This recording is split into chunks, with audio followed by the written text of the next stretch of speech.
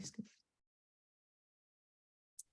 Hi, and welcome to Dip In and Out with Lucy, the podcast that opens up the discussion around domestic abuse. You can find all the podcast, blogs and guest blogs now over at my website, ydom.co.uk. This morning, I'm very fortunate to sit down with Carrie Bower, Age UK, and Carrie's going to tell us a bit about what she does, and then we're just going to have a bit of a chat.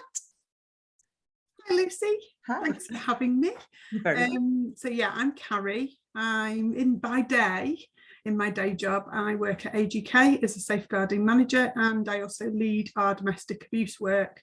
So that's anything around raising awareness for older people, but also supporting our colleagues. So we have a workplace domestic abuse policy, and I deliver that and lead on all of that work.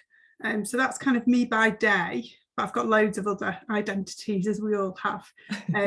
So by night or outside of work, I am a trustee at a local charity, a local Age UK. I also help at a local Brownies, which is lovely, and that's my Tuesday night fun. So tonight we're eating ice cream and playing in the park. So I'm really looking forward to that. And I am also a VictimFocus trauma-informed trainer as well, do that freelance. And finally, I have just started a blog, and that blog is very much focused on older women and raising the visibility of older women who are either subjected to or affected by domestic abuse, child abuse, traumatized by kind of the pathologization of trauma and mental health diagnoses. So I kind of pull lots of different fictional stories together to really raise the visibility of older women. And I'm starting to explore a little bit more around midlife as well, and perimenopause and menopause. So it's started quite small and it's growing. So that's me. I'm also a really proud 46-year-old northerner. Working class background. I'm very proud of that. I was raised by a single mum, and I think that very much is very much my identity, and that's the place I come from, these stories. Yeah, and that's so important, isn't it, as well? Because when you just said that, I'm going, yay, because I'm 45 and a born and bred northerner, working class background. You're like, yay. And I think that in itself is a massive part of why we do what we do. Do you know what I mean, in terms of raising that awareness? Because I think sometimes you think when you're from a certain background that you can't have that voice or be able to, and things have changed so much in some ways in a good way, where we can do things like this and have a conversation even if we are wearing the same colour. We're like two twins, aren't we? Like we haven't planned it, just want to get that in there. It wasn't planned. But yeah, that's hugely important. And I think, you know, the number of hats you wear is just, you know, fair play to you, because I think I do enough with this, and this takes up so much time, and the website and everything else, but it is so important. And, you know, that word that keeps coming back to me in the last couple of weeks, visibility.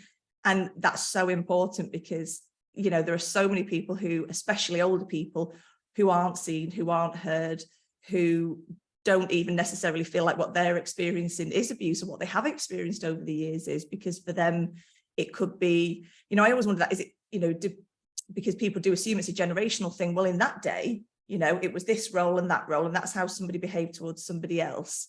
And that kind of drives me mad, you know, to a certain extent, that we're still not educated enough to know that generational, it shouldn't be the reason why we make excuses for things. Yeah, so that's a hard one.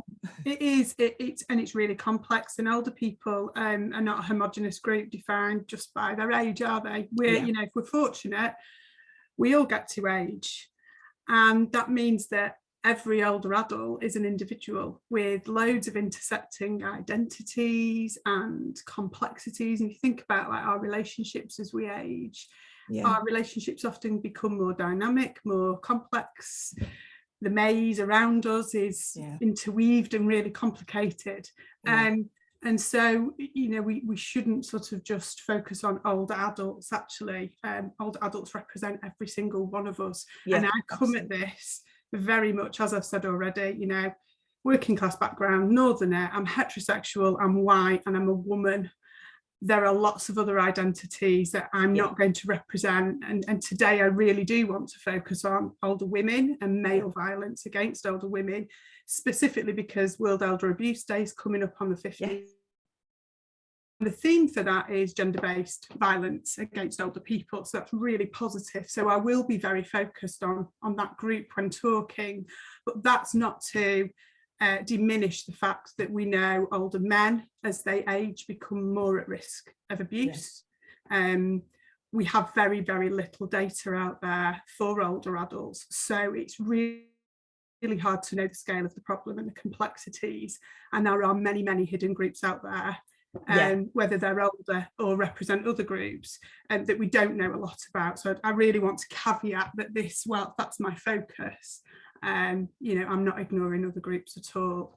But yeah, the blog and World Elder Abuse Day is very much about gender-based violence. Yeah, absolutely. And I think that's, you know, in itself it's such a tough one. I mean, I've obviously worked with different age groups myself, and sat in on groups with different age groups, and it is a minefield. It's an absolute minefield in terms of how, again, you know, we look at things in terms of that stiff upper lip, and we deal with things and we just move on. And, you know, my parents would have just not discussed it. You know, we don't have those kind of conversations. And I think, you know, a lot of the time when children leave home as well, you know, oh, they've just got empty nest syndrome, or they've just got this. Well, actually, and I'm finding, probably as you are, when you say about getting older and talk about perimenopause and things, you actually find your confidence. You know, you find your voice, you find the fact that you think, God, in my 20s, I never would have done this. I never would have spoken out the way I do and feel the way I feel. But I think you do develop that confidence. And I think if a lot of people and a lot of women are in a situation where they're feeling that within them, that they have this confidence, but they're not allowed to sort of express it. I can't imagine that. You know, I can't imagine that at this age now, thinking, but I feel better. I might be bigger than I was in my 20s, and I might be a bit grayer. Me too. But, you know, apart from that, I feel amazing, because you've learned so much, haven't you? You've learned so much over the years, and you take that with you. And it just, yeah, it's a very difficult one to try and explain to people. And this is why with the website, I've wanted it to be about inclusion, so that, you know, it isn't just for me about this group or that group, it is everybody. And this is what's brilliant about doing these sort of podcasts, is somebody can say, well, I want to focus on this, brilliant, and somebody else will say, I want to focus on that. And that's the beauty of it all, because hopefully it will appeal to everybody across the board. And like I say, you know, family and friends, one of the things I think I've said in each podcast that again drives me mad is when people say, why don't they just leave? You know, why don't you just leave? And Sam Fisher and I touched on this in the one I did with TDAS, and said, well, if you find it hard enough to leave a healthy relationship, just, you know, relationships fall apart, they don't work. There doesn't necessarily have to be domestic abuse involved there. But if there is domestic abuse involved, can you imagine how much harder that would be then to leave? So when people say, well, in this day and age, surely you can leave, there's enough support out there, there's enough. What if you don't even know what you're experiencing is abuse, because it's so normalized after 30, 40, 50 years? Yeah, that's just the way it's always been, you know. And I think that's a hard one, is to get that message out there, isn't it?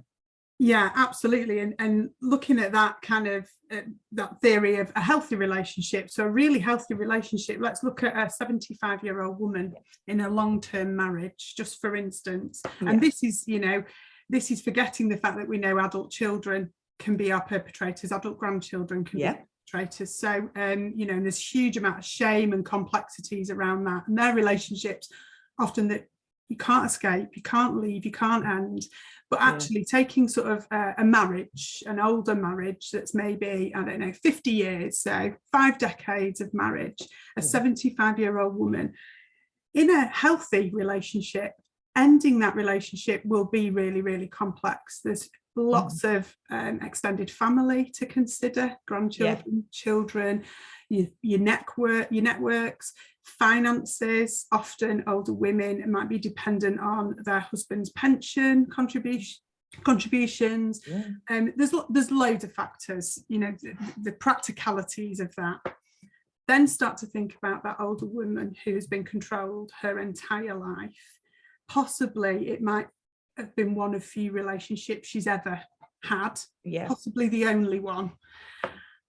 Decades and decades of erosion of confidence, of self-belief, of knowing who she really is. possibly, you know, living through perimenopause and menopause, but not speaking about it because we talked about the change. Nobody talked about it. Lots of self-blame, lots of systematic victim blaming, and lots of reasons why she wouldn't have been able to have spoken out. So, for instance, if husband was controlling her, was either violent or sexually abusive, but actually it could have been controlling her, it could have been very insidious. She may well have really struggled to, one, recognise, but think about the law. So the law during that time, you know, marital rape only became a crime in the 1990s. Coercive control only became a criminal offence in the early 2000s. We've only just got the Domestic Abuse Act. So everything was against this woman. Everything was stopping her speaking out, recognising what was happening, finding support, because actually what support was out there. But then think about her husband who has been able to thrive. The life course, the systems that are built really enable perpetrators, particularly male perpetrators, to thrive in this society. And so you've got a woman who's shrinking and fading away, and a man who's thriving and supported, often celebrated, often charming, probably successful in their career. Lots of sweeping generalizations here. I'm just using this as an example. How on earth in 2003 could a 75-year-old have the courage, the confidence, the visibility, the ability to recognise that actually I need some support? And then when she does reach out, if she feels able to, if there's somebody she trusts, what are the chances of that door being closed, of that experience being minimised, of her being ignored? What services are out there? A handful. There are a handful of specialist services for older people. England and Wales. Those that are there are brilliant, by the way, I must say that, but there are a handful. So, you know, it's like, I see it as a maze. And if you think about that maze grows and grows and grows as we get older and gets more complicated to escape. Yeah. Oh my God, it is so true.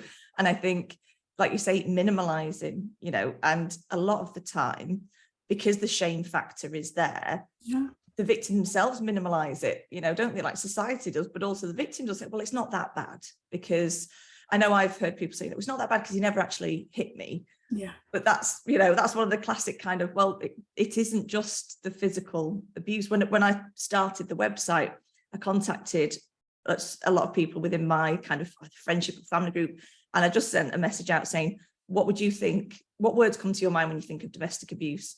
And the majority, the first word was violence. You know, that's the first thing to think of. And I'm not saying for 1 second there isn't, because there is, and we know that there's a lot of violence.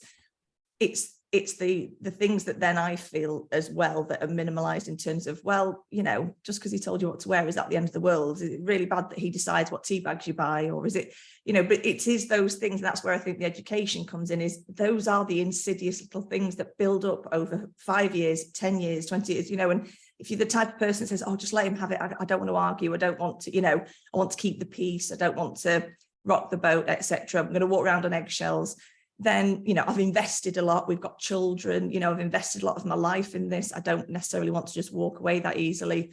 That's where it becomes really difficult, I think, as well. So, you know, when it does get minimalised, I think that's something that really shines with me, where I think, you know, it is never that simple, never. I don't think there's one situation. And so many people will almost mock and say, oh, it's a traditional marriage. Oh, what an achievement, you've been married 60 years. Well, actually, for 60 years that woman might have had a bedtime. That woman might, like you say, had all her clothes chosen for her, her routines, her rituals, all embedded, ingrained, because she knows, and she's become an expert because there hasn't been support available, there hasn't been the recognition, and whether she's conscious of it or not, she's become an expert at keeping herself safe. And that's usually modifying her behaviour to enable him to exert power and control over her. And for many, that's a lifetime of utter misery. Yeah, absolutely. And you know, I think as you do get to this age now, sort of your mid-40s, you do start to think, oh God, 70 doesn't sound that far away. Like when you're younger, you think, oh, it's miles away. But you start to get to think, I find myself thinking it, God, what do I want to do with the rest of my life? How, none of us know how long we've got, but you want to enjoy it to the best of your ability. You want the rest of your life to be the best of your life, as they say. Yeah. And that's when I think it feels so unfair and so unjust that there are so many people that don't feel that they have that right. And that's something that one of the reasons I call the website You Don't Own Me is because nobody has the right to own anybody else. And it's such an easy thing to say and so much harder to sort of keep trying to get that message across. But I think by doing things like this, we are getting that message across to say, no, nobody owns you. Nobody, it doesn't matter what they've done for you. It doesn't matter what they've paid the mortgage. It doesn't matter that they bought you a car. None of that matters. Your self-worth is so much more important than anything. And nobody owns anybody. But it is a tough one to sort of get your head around. And the blogs as well are fantastic. And they are on my website. Oh, yes. Thank you. Yeah, they are. They're under guest blogs and on the resources page. Just saying. Thank you. Still managing that website. Don't actually know what I'm doing half the time. I press buttons that I shouldn't, and it's all. Well, I think this is what it doesn't matter, does it? It's about getting your message out there. And we're both really similar like that. Like, right, well, we've got these websites, and we're just getting. But that's the beauty of it, when you've got that freedom, and I think that's something else that. When you are allowed and you are free enough to do what you want to do and just go for it. How many more people could be doing this, could be getting that message out there, could be giving that level of support where you say, well, actually, I don't know where to go to support. I look on the internet, there's a website where you can go and you can look for anything from older abuse to children and young people to BAME community to LGBTQ plus, there's everything there. And that's what there needs to be. But I think in a way as well, it's got to be done in a way that isn't intimidating and frightening. And I think that is a big one, because a lot of the time when somebody hears the words domestic abuse, it's kind of like, oh, don't want to touch that with a barge pole. Oh, no, and I think that's why a lot of people do, keep quiet and don't say anything, is because there is that stigma. And I'm not sure what the answer is to that in terms of how we, and, how do we break down those barriers? How do we talk about it in a way that, and I say this, and I don't know, sometimes I think some people agree and I think some people disagree, but I say, we used to not be able to talk about mental health because that had a stigma attached to it. Now we talk about mental health in a way that's healthy in terms of, people can go and get support and there is more support out there. But I feel like, why can't we talk about domestic abuse? Not in the same way, but to the same extent. Why can't we have that conversation? Why can't we all be having that discussion about domestic abuse? And it's those two words that seem to just make people run a mile. yeah and it's I'm a great believer in naming it what it is, calling it out, not kind of softening the edges. I think particularly when we talk about older adults, we soften the edges and call it something else, like elderly abuse. But actually I can also see another perspective in that actually by calling it domestic abuse, sometimes that's too much for people, especially if you don't recognise in it. And we need to kind of think about that language, and there is no easy answer. I've not got the answers. I think it's important that professionals call it what it is. Because actually it's really important that we name it, record it, collect the data, because we're not doing that. We're terrible at it. So we almost, if you're a data person, and I'm not particularly, I've had to become one, you look at the data and you would think age is a protective factor. It's not. We've just not been collecting the data. So up until 2018, the crime survey for England and Wales, the Office for National Statistics, which I can't get my words out, they weren't even collecting data on domestic abuse, sexual violence and rape and other crimes for anybody over the age of 59. Because they don't think it happens to people over 59. Well, I'm not going to comment on why that was, but that group, decades and decades of generations were completely invisible in that data. It then moved up to 74, so it still had a cap. And we've only just we did a campaign called No Age Limit at Age UK, the hidden face of domestic abuse. And we won that campaign. There were other organisations campaigning to have that upper age limit completely removed from the data collection. So we've won that. That's brilliant. That means now we are, data is being collected. Which is brilliant. but that's only a year. We've only got a year's worth of data. There's an estimated 400,000 older people in that recording year were affected by domestic abuse. That's going to be a tiny proportion of the reality, because as we said, people don't even recognise, they're certainly not going to report it. So back to what we were talking about. I've gone off on a tangent here, but if we believe as society, if you look at it through a certain lens, you can start to think that age is a protective factor. And it's not. We're just not seeing it. And so as professionals, we need to kind of have that concern, curiosity, see things through that lens and name it. Call it what it is. Don't call it physical abuse. Don't call it emotional abuse. Call it, if the perpetrator is personally connected to you, if it's your son, your daughter, your adult family member, a partner, it's domestic abuse. Now, how we then use that language with people might need to be altered. Because that can be a massive barrier. Absolutely. Do you know what? It's a huge part of it. And I was thinking, because I know a while ago, the word recover kept coming up, you know, in terms of recovering from domestic abuse. And that's one that really kind of, with me, I'm sort of always, you know, trying to think, well, so many people that I have spoken to said, but I don't feel it isn't about recovery. It is about trying to move forward. And if I've written any kind of blogs that are ones from my perspective, it is about that moving forward, because you will have days where, and no matter, you know, obviously you're older, you're younger, you will have days where you feel, okay, today I can face this, I can do this, whatever the situation is you're in around domestic abuse, and then something will happen and you'll be sucked right back to the beginning, and then you feel like you've got to start all over again. And that, you know, to me, you've not got a cold, you've not got, you know, you've not got the flu, you've not got a sickness bug. You could recover from things like that, but you don't necessarily, I think, recover. You move forward and you learn how to be more informed, be more knowledgeable about what you've actually had to go through, you know, accept the experience and say, okay, well, I can't change what has happened in the past, but I can now take control of what I have of my life left, and I'm going to make sure that I do. And whatever that is, whether it's, you know, if you can leave, obviously, which we know isn't that straightforward, or do whatever you can do in terms of getting that help and support, because, you know, you're right, it is how we can get past that whole using the words domestic abuse when it comes to, like you say, the public in general. It's tough because it has now got that stigma attached to it from a very long kind of period of time, hasn't it? It has, massive. And I think, I believe, and I could be wrong, I can't speak for everybody, but validation is key. Oh God, yes. And that doesn't have to come from somebody else. It doesn't have to come from formal services. It can, and specialist services are great at supporting people and have the knowledge. But for some people, they will be so expert in their own situation.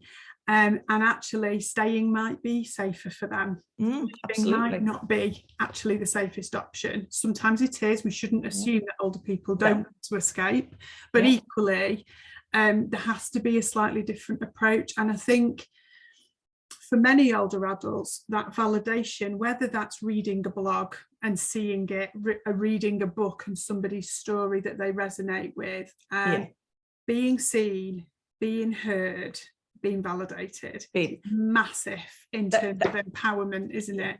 You've hit the nail on the head, 100%. And I think if anything, in terms of any feedback I've had, has been about, I feel validated, I feel heard. And that's exactly what every single person who's been impacted by domestic abuse should feel, because a lot of the time, I think, you know, we try and sort of get through life and think, you know, I'll be all right. But actually, that's, again, owning it, you know, own it, own the fact that this has happened and say, yes, I am going to, I do feel validated, I do feel heard and seen, but there is such a large proportion, like you say, of society that don't feel seen and heard, therefore don't feel supported, you know, and where do you go? And obviously Age UK is massive. So in that respect, in terms of where you can go and get support, because years ago, you wouldn't have thought, you know, for me, you'd think Age UK, right, okay, I wouldn't have necessarily associated the two in terms of domestic abuse and support, which is fantastic now that they're... No, I mean, we're not a specialist organisation. So I am, you know, the lead on this. It's my passion. I brought this to Age UK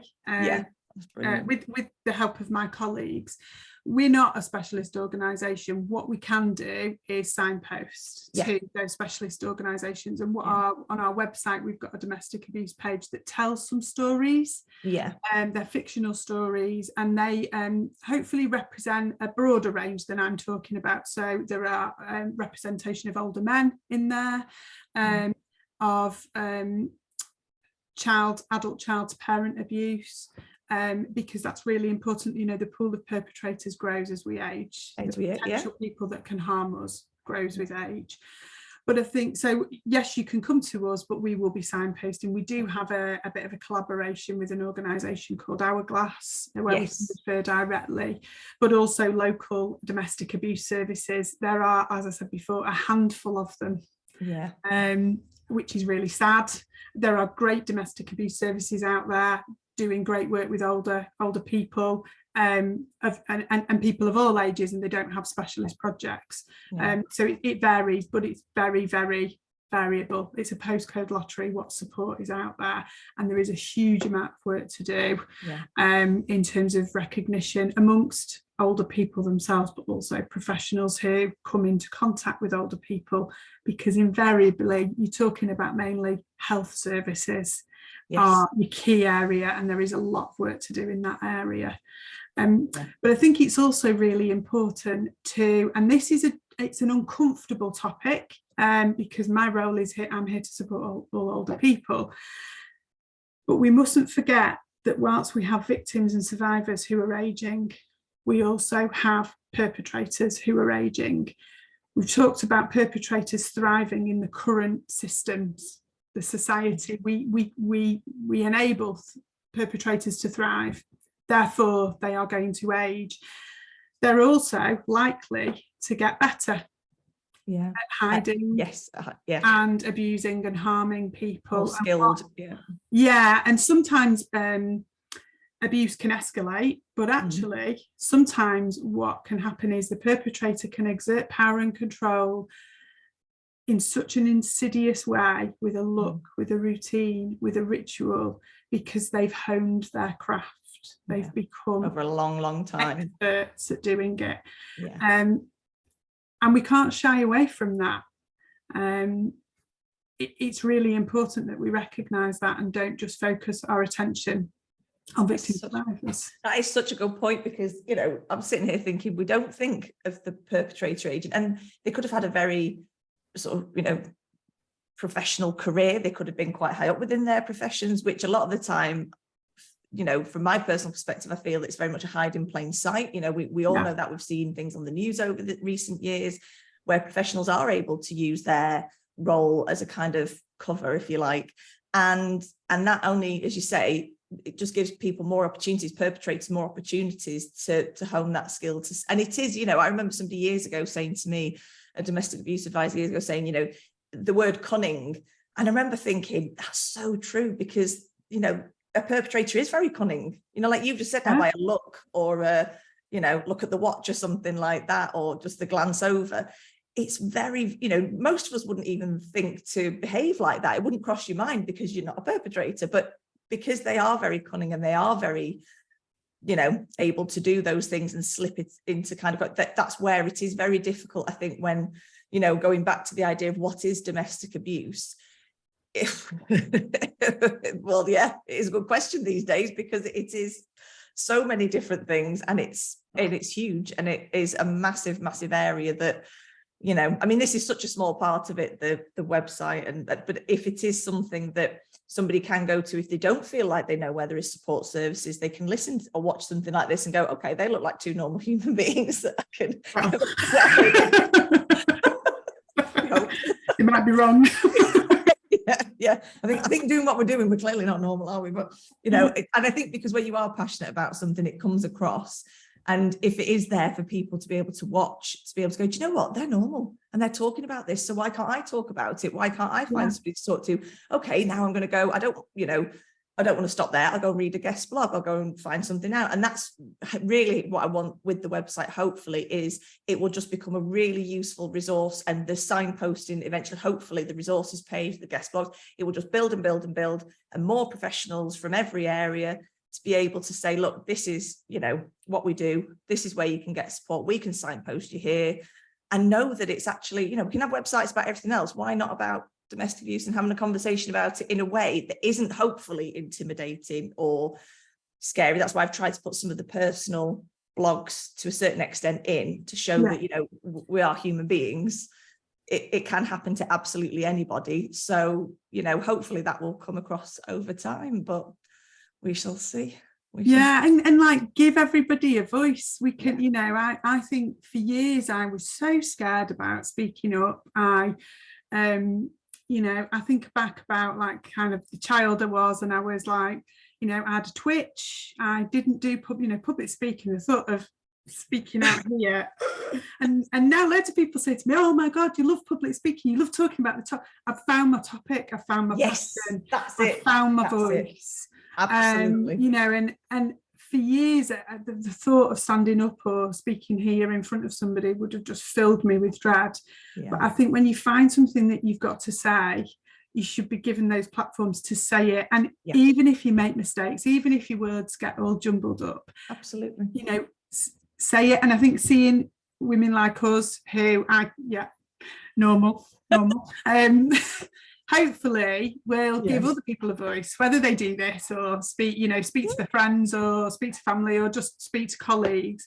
I think silence is the biggest gift, isn't it, to perpetrators? Silence. Absolutely. And I just have to say sort of things like the COVID pandemic, after COVID, this kind of, what we're seeing now, the social care crisis, the cost of living care crisis, they are all gifts to perpetrators. We are literally giving them the tools to exert power and control, and particularly older people. When we think about the messaging during COVID, the fact that we're really struggling to get social care for people who need support, and that's not just older people, that's anybody with a care need.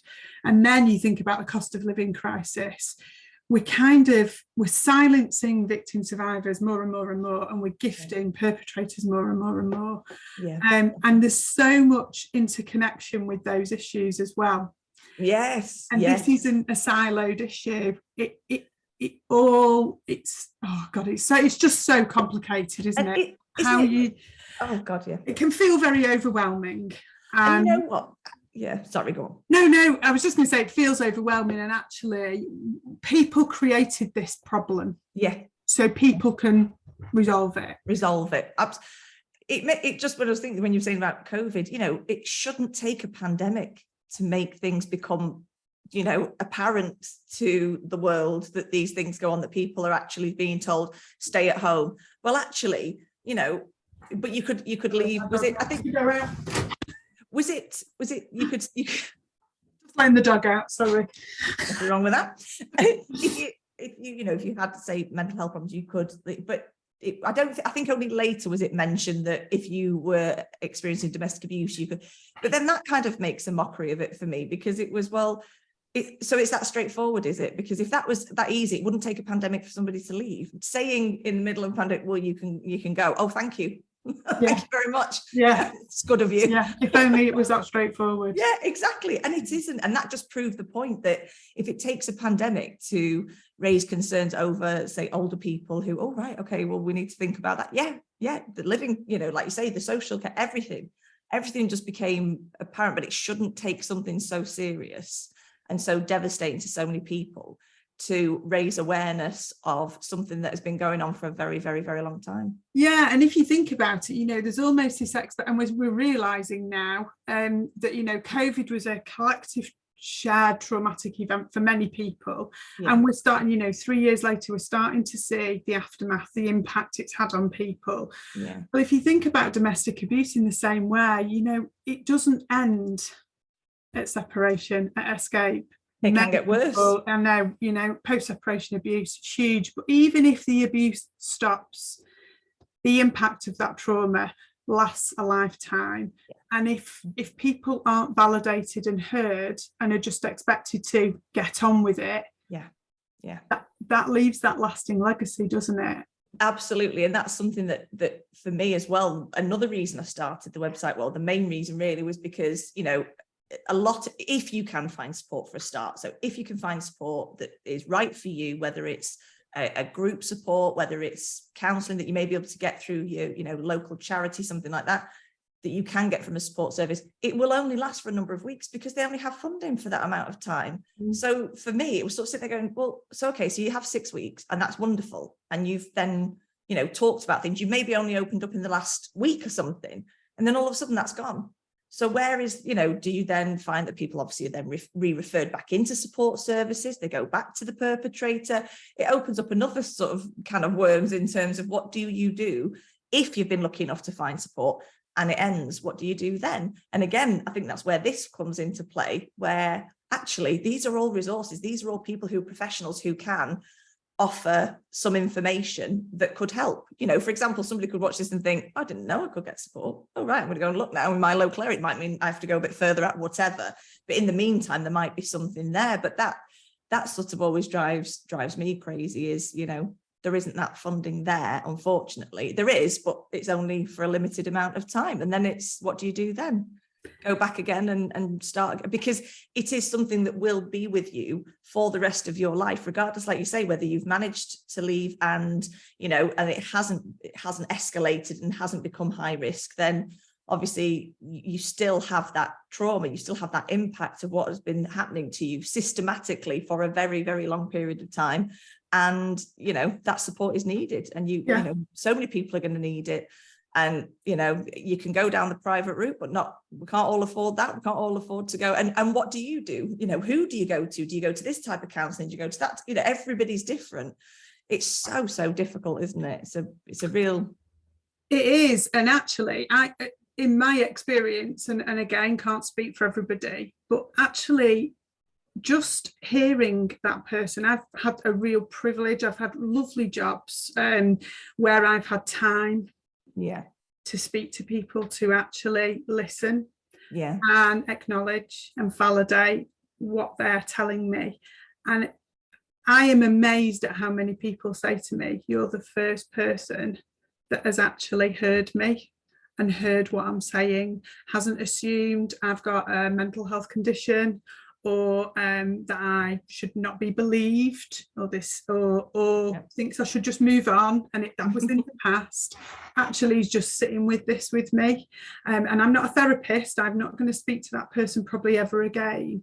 But just being validated is massively empowering, and almost reframing it back to that person to say, actually, what you've been through was really harmful. Was really awful, and no wonder you feel the way you do. That's completely rational. There's a huge amount of empowerment just in those few words for that person, and that might start them on a journey of whatever that might be. So for some people it might be self-help, it might be learning, growing, developing knowledge around the topic, it might be going into activism, and doing all sorts of wonderful things, which lots of people that I know are doing, you included. And then for others it might be therapy, or it might be specialist services. So there's a range of options, and sometimes the kind of traditional route might not always be right for that person. Remembering particularly older people who've possibly been subjected to or experienced abuse for a very long time. They're the experts, they know their situation best, but being able to kind of articulate it is something else. And sometimes that needs to be with a stranger. It sounds bizarre, doesn't it? But sometimes you do feel safer, I suppose is the word, talking to somebody that you don't know, because I've had experiences of people and say, I know, and that drives me mad, because I think, no, you don't. You don't, because and I always say this, every situation is unique to that person, 100% unique. Never ever for somebody to think, there may be similarities. I always think that, there will be similarities. There'll be things where you can say, if you're in a group situation, oh yeah, I understand that, or yes, I understand that. But it's never going to be identical, because each situation is so unique to that person, and they have every right to feel, like you say, validated in the fact that that is their experience. It's not mine, it's not it's not our experience, it's their experience, and they have every right to feel safe in talking to somebody about that. And you're 100% right. Then the empowerment comes, because once you actually vocalize it and once you actually start to think about it and go, oh, actually, yeah, I'm gonna validate this, I'm gonna own this, yeah, okay, then you can start to feel that empowerment, and hopefully there is change. But we need more people to be doing this, to be sitting with people, to be saying, not here to judge, not here to even say anything. If you don't want me to, you just talk to me, and that's fine, and we'll have that conversation, and however you want to do it. And I think that's another big thing as well, is giving a certain amount of control to the victim when you're sitting with them, is to say, I am not going to dictate how this conversation goes, you know. And if say a family member is watching this at the moment in time, thinking, how do I talk if a family member is going through domestic abuse and they want to talk to a friend or family or a work colleague, the best thing I would, you know, from my personal perspective, would be that they give that victim, that survivor, the control themselves over how much they say, when they say it, you know, give them that back, because they've been missing that for so long, you know, give them that. Absolutely. Yeah. Don't go into rescue mode. Don't try and save them. They don't need it. They're the experts. They know what they're doing. Yeah. They need to feel like they're in control of that conversation, and they need to feel like that, you know, and it's the littlest things, isn't it, like that make all the difference for somebody, you know. Okay, so where do you want to meet to go to have this conversation? Where do you know, if it's something like that, if it's a family friend or work colleague, something, do you want to go and sit in the, you know, the coffee room and have a conversation? Do you want to go for a walk around the block? You're giving, it's all those tiny little things that is giving them those little bits of their life back, that, okay, so I can decide if I go for a walk with this person, have that conversation. And you're also building that trust element. Yeah, and that's safety. This control isn't going to be taken away from me. No, absolutely. And I think, you know, another big one of the blogs I did ages ago now was about trust. And one of the things I always find, and especially I think if it's an older person, you know, older woman, as you say, you probably feel like your trust has been completely broken because you've put so much faith and trust into that person. But the only way I could feel that writing this particular blog was about support, in terms of actually your trust hasn't been broken, because that person that you put all that faith and trust in never existed. No, they're playing a part, they're cunning, it's a role. Your trust is still 100% intact for you to do with it what you want. It is not theirs. They haven't broken it. They have been playing a part. And once you can sort of get your head around that, and I was very fortunate recently, and they'd said, I'm going to use that with one of, you know, somebody, and I thought, brilliant, because that's exactly what it's about. It isn't that you've lost your trust. It hasn't gone. It is just the fact that, you know, they've made you feel that way, but they weren't being honest with you in the first place. They've never been honest with you. So your trust is still there. So we've got a long way to go, but we're going to get there, aren't we? Of course we are. Yeah, we've got to start somewhere, haven't we? And there's lots of great people out there doing amazing things. And I think the fact that we're all, you know, starting to connect is great as well, because that really helps with motivation and driving you forward. But also it brings lots of diversity, lots of different perspectives. It's great seeing somebody like you. Speaks like you, that you resonate with, but it's also really important that we hear other people's stories and perspectives. Definitely. And that's where your blog's brilliant, because it is so many different perspectives. It isn't just, you know, one person. There's a variety in there, which is amazing.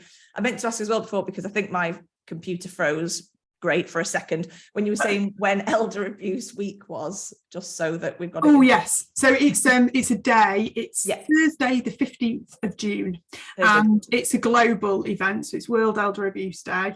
The term elder I really struggle with. I think some people regard the term elder in a respectful way. For some it doesn't sit comfortably. It doesn't sit comfortably for me. I can't quite articulate why. I could go on about that all day. I won't. But actually, let's take it, because I think over the years I've struggled with it and sometimes not marked it and sometimes have. This year I think let's embrace it. We're talking about a global issue, and if it means shining a light on an issue, the way it's been articulated a little bit, some of the articles around it I find a little bit patronizing about older people, and very much puts them in a homogenous group. And I think that's really important that we challenge that, but actually let's shine this light. We've got an opportunity, so let's go with it. Like you say, the opportunity's there. Use it for what it is. And I know that people I know who are older, who are sort of in their 70s or whatever, you know, I can imagine them sort of thinking, being called elder, you know, because 70 is the new 60, you know, we're all old. Yeah, exactly. What does it? Yeah. You know, years ago, we would have been probably considered over the hill going, why have you got long hair? Why have you got it dark at 45? Yeah. You should have it back, you know, going grey and everything else. No, absolutely. My grandma wore a hairnet and a pinny and big knickers from the age of about 39.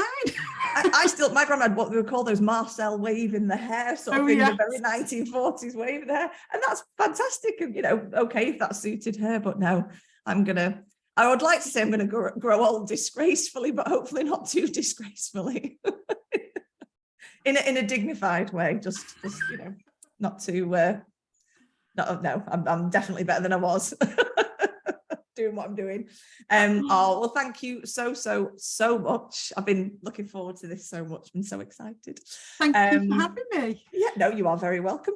And I will just end it now. And yes, thank you very much. And until next time on Dipping It Out with Lucy.